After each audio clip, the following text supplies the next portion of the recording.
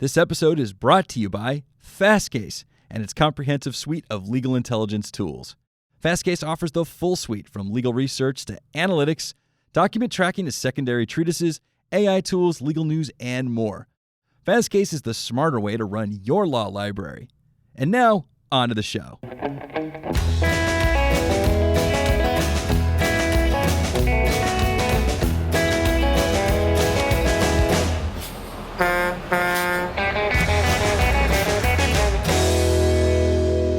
Hello and welcome to another edition of On the Road with Legal Talk Network. This is Ed Walters and I'm the host for today's show, which is being recorded on location at the American Association of Law Libraries annual meeting and conference from my hometown, Washington, D.C. Joining me today, I have Damien Riehl, Joshua Walker. Guys, would you introduce yourselves? Damien? I'm Damien Riehl. I've been a lawyer since 2002, also a coder since 85, for the web since 95. I clerked for some judges, worked for a large law firm, and then worked for a bit in legal tech, did some cybersecurity, and now I do really cool stuff with Fastcase. When Damien says that, it's like Elon Musk saying he's an automotive enthusiast. He's an amazing guy. We'll just leave it at that for now. Right. Yeah. My name is Joshua Walker. I'm an attorney/nerd. And I am the author of On Legal AI. Okay, so today we're going to actually talk about, this is your first book? This is my first book, So yes. your first book, which is coming out today. So you'll be listening to this after the fact. Today is July 15th. Yes. The launch day for your book. So how did this book come about?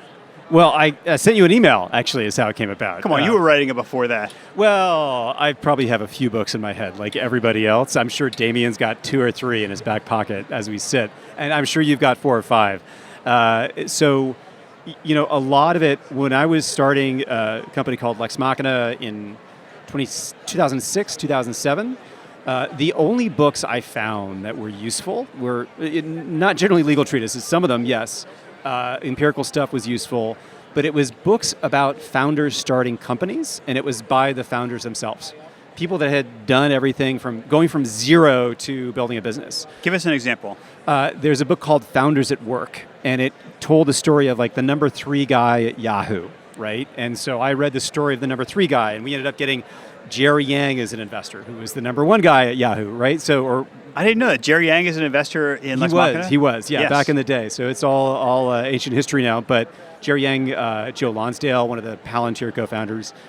So there were a lot of interesting people, but the stories by the entrepreneurs themselves was really important. And if you've been ever out there and had your own shingle, or you've joined a new law firm as a partner, you know you're starting from nothing. You have to create something from nothing. And I found those stories much more useful than very abstract stuff.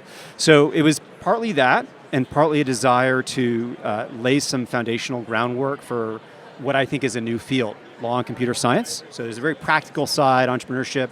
There's the law and computer science kind of nerd, qualitative meets quantitative art stuff. We talked about Chicago a minute before, Ed, and that was part of the journey. And then the third piece is, I think there's a lot of nonsense around artificial intelligence these days, including what it is, and there's a lot of snake oil out there. So it was a desire to, if you will, confront some of the stupidities of our time and see what we could do. It must be a little frustrating, Damien, as someone who has worked a little bit with artificial intelligence, to hear like a lot of the marketing pablum around people claiming that there's artificial intelligence in their blender or in their juice dispenser. And whenever I talk to you about that, you seem like pretty frustrated about that. Maybe say a couple of words about that. I am really frustrated about it, and I will say that Joshua Walker's book is a breath of fresh air to cut through a lot of that BS, because really artificial intelligence is just software that is sufficiently advanced that makes people go, wow. Google Maps was AI back in the day, but now it's just the way people get around. So when people say AI these days and bouncing it around as though it's magic, that's essentially a synonym, magic, right? You can do magic. Well, no, you can do software that can do a cool thing. And what Joshua Walker's book does is really gets to the heart of this is just really smart people solving problems incrementally. They're not wizards with wands. They're just changing things, hopefully for the better, using data to be able to improve people's lives. If you call yourself an innovator, then be skeptical. If you say, I'm solving a problem, somebody else calls you an innovator, that was such a good part of the book to say, maybe you want to pay attention to the person that doesn't call themselves an innovator, but somebody else does. Joshua, is there a concern that people who are overhyping AI might discredit the entire field? Well, that happened to AI itself, right? I mean, I think not just legal AI, but there was, the term came from a conference at Dartmouth, and I think in 1960 something or other. 56. 56, sorry, thank you. There would be a high five, it was more audible, but we haven't mic'd the fives yet. I think it was a bad decision to even call it artificial intelligence, because even if it were true at the time, even if the capabilities were there, it set expectations massively high, which caused probably a funding spike in the short term. But then when they crashed, when they couldn't fulfill those promises, inevitably there was a downturn, things got cut, people lost, and we lost a lot of time because of that. I think with legal AI in particular, the more humble we are, the more likely we are to get real results on big projects that matter. So I don't know. Did I answer your question, Ed, or we can keep talking about that? I think you did. I mean, and we've seen this kind of boom-bust cycle several times now. I think this is sort of the third peak of artificial intelligence. Let me ask, Damien, do you think this time is going to be different? I think so, and to maybe piggyback on what he just said is that the AI bust in the past has largely been computer scientists becoming disillusioned with the promises of AI in the past, and then you had the AI winter. And I would say for legal AI, it's maybe even higher stakes because lawyers generally are skeptical people. We say, show me the facts, show me the facts. And also lawyers, less like scientists, lawyers are less technologically savvy than scientists are. So if you don't fulfill your promises to lawyers, they'll say a pox on all of your people. And then there's a really big danger of AI winter, even more so than the AI winters we've done in the past. They might even quote Shakespeare when they're doing that too, so absolutely. Or a winter is coming, something like that. Highbrow, lowbrow, we'll see. Yeah. We'll get both, yes. Do you think this time is going to be different? Just to, before I take that question, and I think there's a complex answer to that, but I wanted to highlight something that Damien said before, which was that AI is just data. It's just the same things we've been doing. When we were selling this kind of stuff, and again 2007, 2008, in the economic winter, right, in the crash, to East Coast law firms that everything above $1,000 had to get approved by the senior partner, like the guy that was in the chair that was semi-retired, or woman who was semi-retired. And you have to sell history. You quote Santayana, and you say, those who do not know their history are doomed to repeat it. And that's really true. It's all about using the data and figuring out something that's better, whether it's with a judge or whoever for that. So I think it's, if you look at it that way, it's more and more sophisticated ways of looking at history, and that's where the liberal arts meets the quantitative sciences. I think it's going to be a little different. So in the book, we talk about a hype ratio. So it takes about a year to do this stuff. So at the beginning, Bitcoin was at, $30,000 or something crazy. And the hype ratio on Bitcoin was probably about 10 to 1, right? 10 hype, to 1 reality. And then it crashed. Blockchain, maybe 5 to 1. But eventually, as those crashes happen, there becomes an inversion. With AI, I'd say the hype ratio is about 3 to 1. The promise and the marketing is about 3 times as high as the reality. But that's still within that penumbra of mush, of sort of pablum, is this hardcore of heat where people are doing real things. You're using it every day, Ed, in your products. Lawyers are using it every day, whether in ancillary services or in direct things. And we're in California, July 12th, the Board of Trustees came out with a recommendation partly through a task force that I'm part of, that said, not recommending anything, but they're going to look at the potential provision of legal services through software, through properly certified things. It's going to be examined. So I think something is coming. We don't know what it is yet. And again, the more humble we are, the more we try to learn, the more agile we are, the more it's likely to bear fruit. The more it's driven by the perception of, I want my firm or my practice to look innovative, I think that increases the risk that we're going to fall down. There seems to be a lot of kabuki theater around innovation and artificial intelligence, where it seems like not just law firms, businesses of all kinds Yes. feel like they need to show a little artificial intelligence razzle-dazzle. Yes. And if you look at the market, the vast majority of this market is actually on R&D. It's not on operational scaling. I think if you look at the history of science, and I'd love to hear your impression about whether we're going to fall down or whether it's going to keep going, Ed, everything is entropy. The time between getting an innovation and having it go to market, whether it's a steam engine or something a lot more complicated like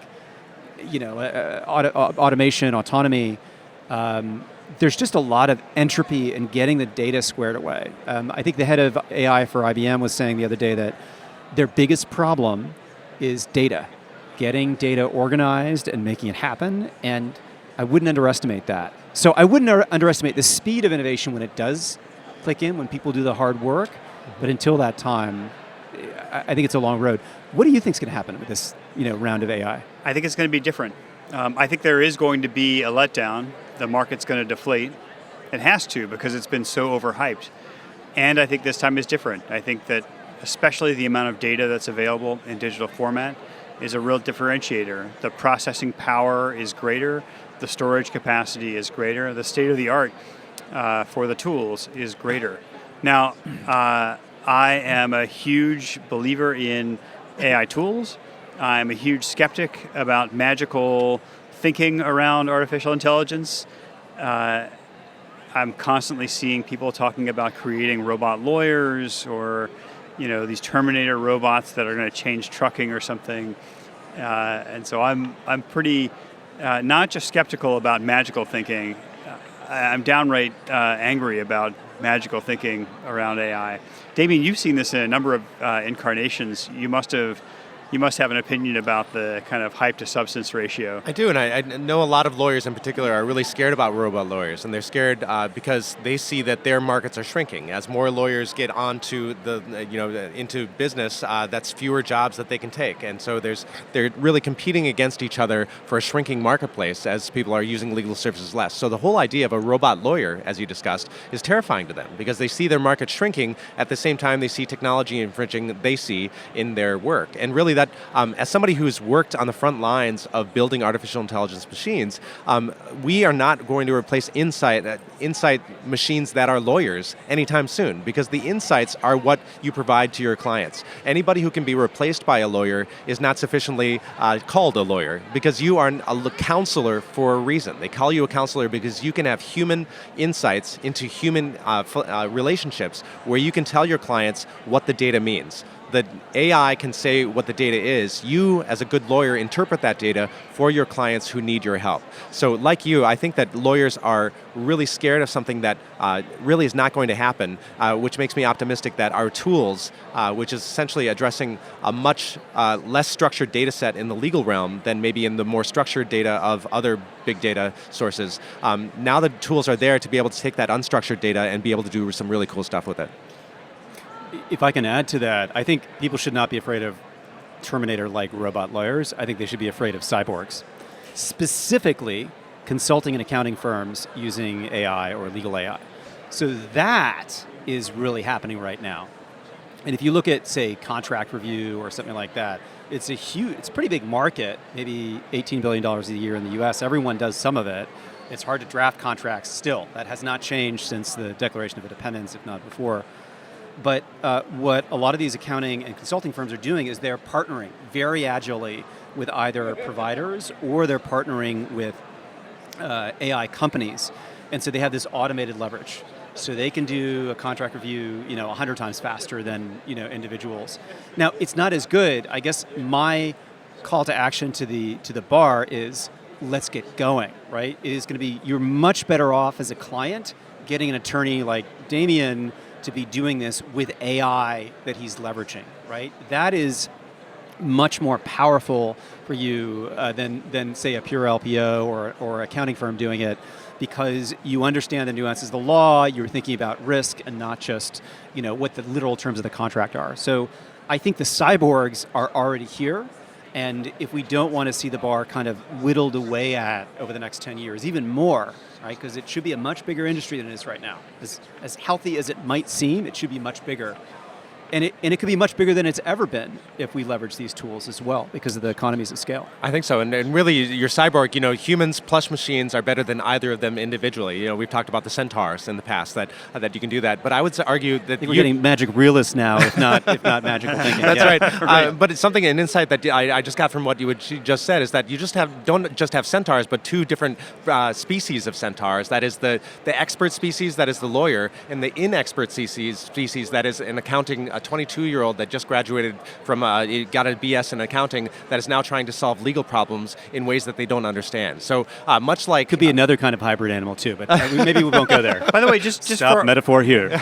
Well, I'm going to spell the metaphor out a little bit because I'm concerned that some of our listeners might not understand the centaur analogy. It comes from chess, right? Mm-hmm. That's right, yeah. So the idea that, humans beat computers many, many times, and then to the point that chess masters said, "Oh, computers will never beat us," but then they did, and then there was a much wailing and moaning, and then they realized, "Oh gosh, perhaps humans plus computers might do better than either of them individually." And so now they have centaur competitions in chess where they fight and they are able to, a computer plus machine can beat any computer or any human in a way. And so that's really exciting. But I've just heard that state of the art is that perhaps computers have now, through adverse neural networks, are maybe even beating centaurs. But that's the bad news. But the good news, I would argue that chess is a defined rule set, that there are only so many permutations that you could do on the chessboard. In contrast, the law is a near infinite rule set, with near infinite rules, with near infinite jurisdictions, where being able to define those things where a computer can run rampant across centaurs, it's going to be a very long time, if ever. We need humans to be able to essentially, it's as though the chessboard keeps expanding, or it's almost super expansive, and we need lawyers to be able to define those rules to be able to help computationally. It's interesting too, so Joshua, you are a co-founder of Lex Machina. It's a place where structured data and computer processing didn't replace lawyers, didn't create robot lawyers. It actually created an entirely new domain. It expanded what is possible for lawyers who provide legal services. They can use the data and the tools to provide a kind of service they never could before. It is kind of market enabling in a way. Do you think there is that potential for artificial intelligence beyond even Lex Machina? Very much so. I think we're in the first 5% of that market discovery. So, and the reason, and we started during the recession of 2009, right? It was in the bowels of Silicon Valley, and it was a sales tool. And that's why people had to have it. Because if you were pitching a patent lawsuit in front of a judge, or now it's any kind of lawsuit, it could be Delaware, it could be state, could be contract, tax, as Docket Alarm does, these tools enable you to, it makes you equal to someone who has local knowledge of that judge in some ways. In some ways it might make you more than equal. And so it created a tool for people to understand better. We also gave it away free to the judiciary and the press. So that was very, very important to us. And we had, we had to fight for that, by the way. So it was a battle. Some courts did not want their data out there for various reasons, unfortunately. And Von Walker and ND Cal went through and gave us an order. We had to brief it, right? It was and that was very fortunate. So it became a tool. It gave you an order saying what? They could access their data. Right. This was at the time where it was still an academic project, so that was allowed. But because we were able to do that, we were able to help the courts enormously. So I went out and trained clerks from all over the country. I don't know if the Supreme Court ever used it, but certainly the White House, we gave access to them, the PTO, we did a project for the GAO. All of a sudden, you have this system data about what's going on. So on the one hand, it was helping lawyers get stuff done and finding deals and surviving, right? On the other, it was giving you system data about the performance in general. If there was a jerk who was, doing crazy stuff in all kinds of different cases across all different kinds of judges, you could see that activity all of a sudden. So there was data in the system, and that's a profound change. How well are our systems of law performing? We have no idea. How family law in California or in Illinois or the contract law enforcement system, we have no clue. That's an entirely new market. And the other thing that's a new market with a company called Aon now, and they're trying to map intellectual property data to C-levels, to risk managers, to financiers. That's a whole new market that has never existed before that's being made possible by the availability of data.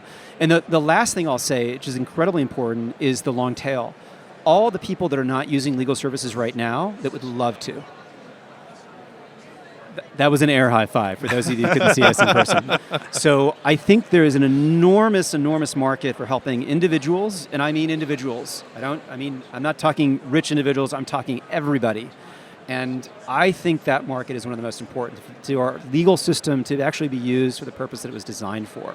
It's not happening now because I would say 98% of that market is not served right now because lawyers are too expensive per hour. And as Bill Henderson would call the people law segment. That's right. And I would say that, I'd spoken earlier about the legal market shrinking, but it's shrinking for the targeted demographic that we've been thinking of as the legal market in the past. But as you say, there's a whole massive legal market that is currently being unserved. And so through machines, we might be able to let the lawyers that are currently use an Iron Man-like exoskeleton to be able to serve those folks without having to have the machines eat their lunch, but actually humans can actually eat more of the market to mix those metaphors. Right. So it's Iron Man's stomach as well.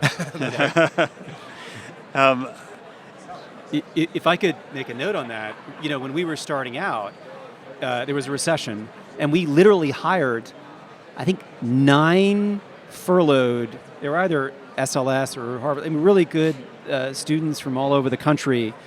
We hired like 9 furloughed 3Ls who just graduated. And we used them to help build the system that helped all these other lawyers. So in addition to actually using these tools, actually building them takes a lot of good lawyering. As you guys know at Fastcase, there's an enormous amount of work. If you want to have the best quote-unquote AI system, you need to do the hard work of telling it what to look for and what's an apple and what's an orange and what's an orangutan. The second is, before what I'm doing now, I didn't talk about it so much in the book, but I was a flying car lawyer, right? So I wasn't a flying lawyer that was interested in automotive law or compliance.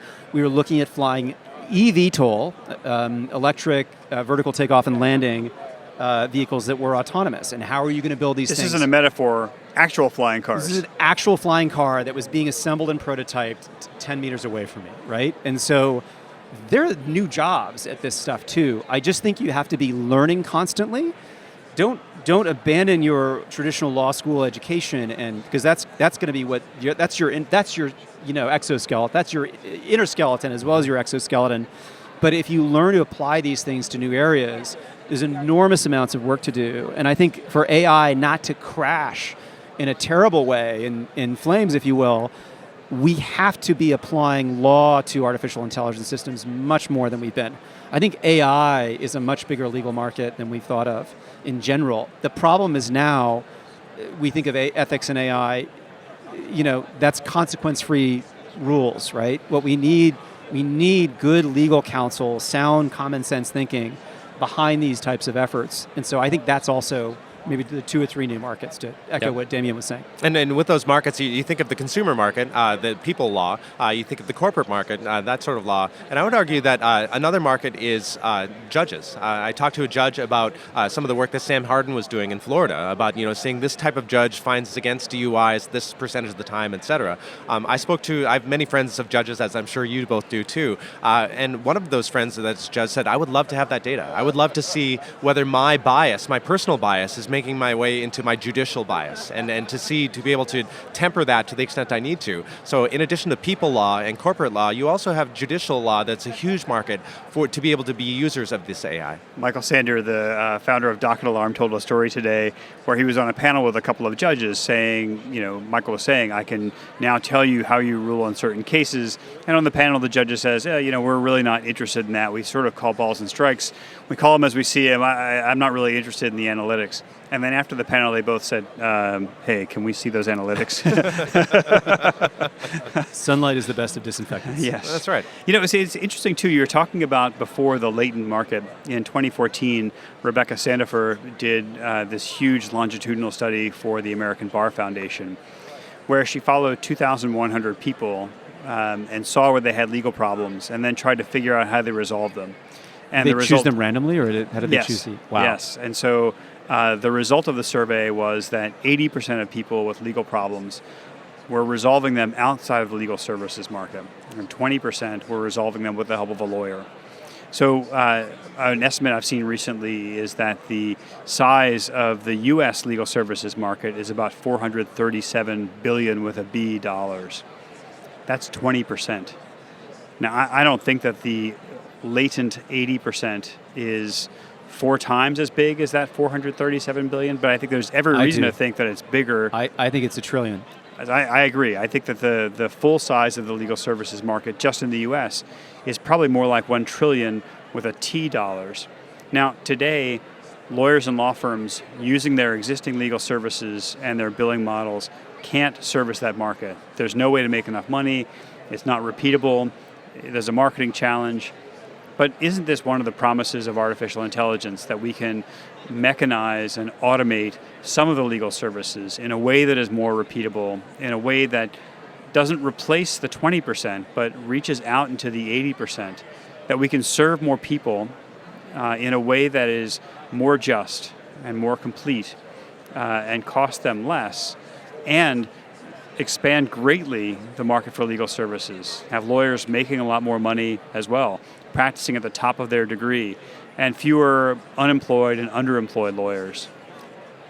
Ed, we're gonna coin this term and name it after you. We're going to call it the hidden trillion. and maybe it's in market size, but maybe it's also the happy faces you get from actually helping people with real problems. Because I think so many of our state and federal systems are just broken from an individual perspective. Not talking about enterprise, but even for enterprise often. We have these broken systems that we don't track, we can't measure. Yes, we try to do interstitial justice in the middle of it, and we try to do a good job. But the vast majority of people don't have access to things, don't even know they've got issues. You had mentioned Bill Henderson before. His study was one of the things that provoked the California bar to create this task force. And again, I'm not speaking on their behalf right now, I'm just an individual. But I think the entire purpose of this is to give people greater access to justice and legal help in a way that's never been before. And we have to enable the regulation to unleash that. My personal bias is to let lawyers drive it. We want lawyers to drive this conversation. We don't want to be pulled by our feet, behind the wagon, if you will. What happens if lawyers don't do it? They just keep atrophying, right? I think the consultants and accountants are going to be out innovating, out investing in them, and individual solos in small practices need your help to enter this market, right? It's hard for them to build software. They need a Damien, they need a whole team behind that. But when you do that, when you provide these SaaS type platforms, AWS for law, you do start to unleash that market. But we need the regulation to help them as well, so that there's mixed models that we can go through. I would agree with that, and I would say that to get to that $1 trillion number that I think all three of us agree is probably the right number, or at least around there. I would say to get there, all of us know that building systems is hard if there's a bottleneck in one part of the system that doesn't go nearly as fast as the other parts we're building. And I think that we in the private sector, you at AALL and we at Fastcase, are really building really fast systems that can really do good things. But to get to that $1 trillion number, there's a bottleneck, and that's the courts. That the courts need to be able to ingest and export data in ways that work with our systems. And if they, I think there's an opportunity for many of the judges, of whom some of which are friends, that have told me, being able to push pro se people without representation through our system is a huge tax on our courts, and it takes a lot of time and energy to be able to help those people. And I thought and told them, there's ways to help with that if you help us interact with you and help those pro se people actually be able to participate in our justice system the way that you as judges want them to participate. There's an app for that. I couldn't agree more. Yeah, sorry. I need to preach. Please. Okay, so I'm preaching about your book. Well, thank you. So I write and talk a lot about artificial intelligence and law. My dad is a litigator in Louisiana, and frequently he'll watch me speak, and he will come away saying, I buy it 100%. I completely agree with everything you're saying. Now what do I do? And I'm buying him a copy of your book. Because I think what on Legal AI really does is it says artificial intelligence is not the domain for data scientists. It is not for egghead lawyers, even though those people will find plenty to like in that book. Artificial intelligence is about the future of legal services and how the way we practice law has to change, and we shouldn't think of it as inaccessible. Your book actually makes it very accessible for anyone, for the most sophisticated, savvy lawyer in the market, to a practicing litigator who tries insurance cases, to someone who does small commercial deals.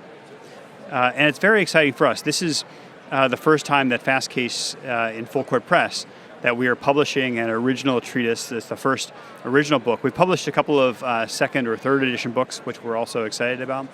But on Legal AI is the first original treatise, the first original book being published by Full Court Press.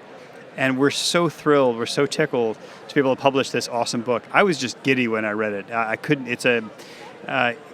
when you sort of hear AI, maybe you're imagining quantum physics or something.